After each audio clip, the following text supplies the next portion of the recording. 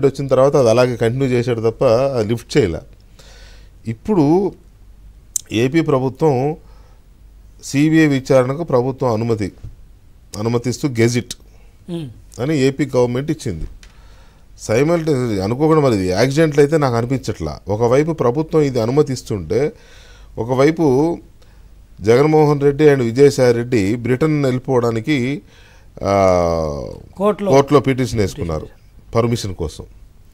సరే కోర్టు ఏమో 30వ తారీఖు దాకా వాయిదా వేసింది. వీళ్ళకి 60 రోజులు కావాలంట యూరోప్ పర్యటనకి టైం. 60 రోజులు ఏంటిది? 60 రోజులు యూరోప్, పైగా ఇద్దరు A1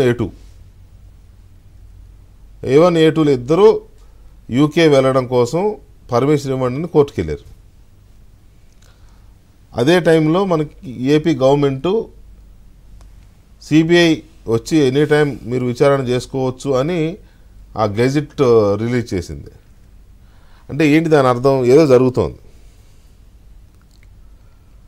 ఈ ఇప్పుడు దాకా మనం చర్చిస్తున్న ఈ స్కాములా, లేకపోతే వివేకానంద రెడ్డి గారి హత్య కేసా, లేకపోతే ఈ దొరలిద్దరు A1 A2 ఇద్దరున్న ఆ సిబిఐ ఈడీ కేసుల విచారణ.